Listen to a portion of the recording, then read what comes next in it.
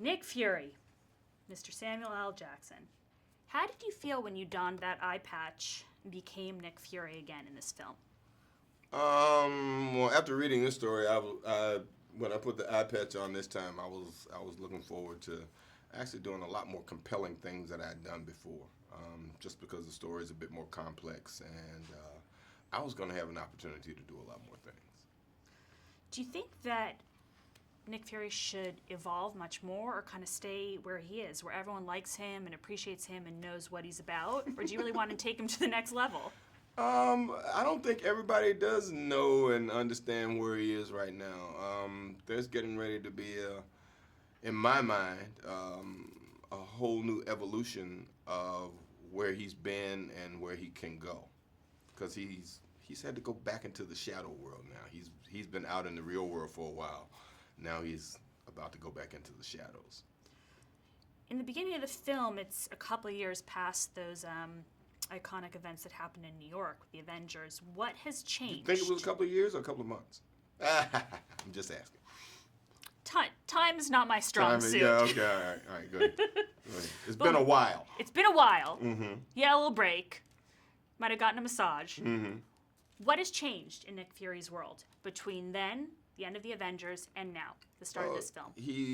He's gotten the SHIELD initiative passed, and they're building these bigger, better helicarriers that he wanted. And Cap's still trying to find his way in this world, and he's starting to realize that the price of freedom has changed in terms of how the government protects its people. They protect them with fear rather than with, patriotism. Tell me a little bit about how Nick Fury and Steve Rogers interact in this movie. Does their relationship change at all? Steve still doesn't trust Nick Fury, but he understands and knows that his heart's in the right place, that they're both patriots. They just come from a different era, maybe not so much, because nobody knows if Nick Fury was around when Steve was around or not. It's kind of hard to tell.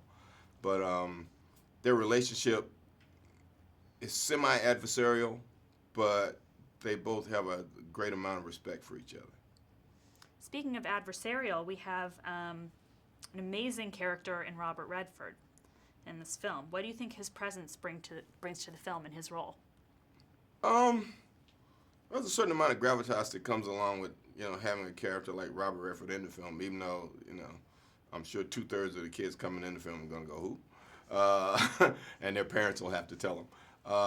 But it also sort of changes the audience that we may get for the film just because he's there, because they understand he has a certain amount of respect for the kind of work that he does and the kind of things that he attaches his name to.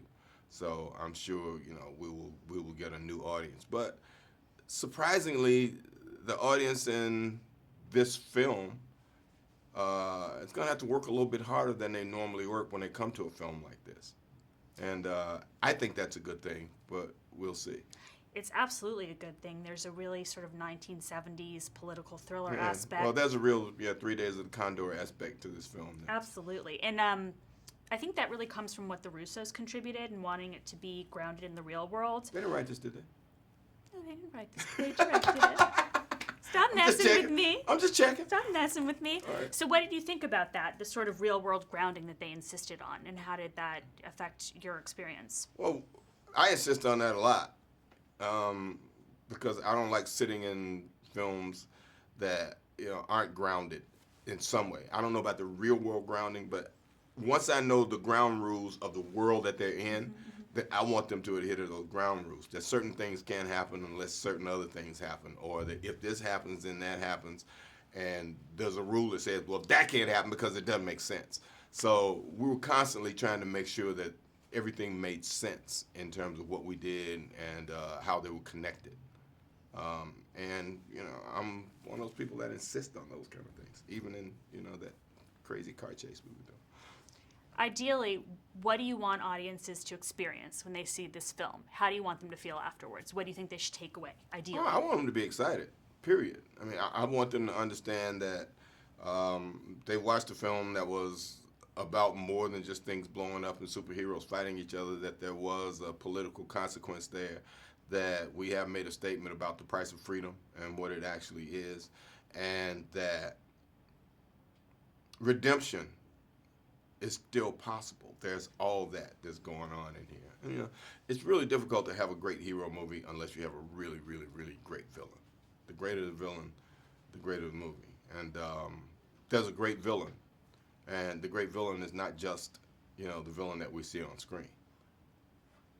All right. Thank you so much. Yeah.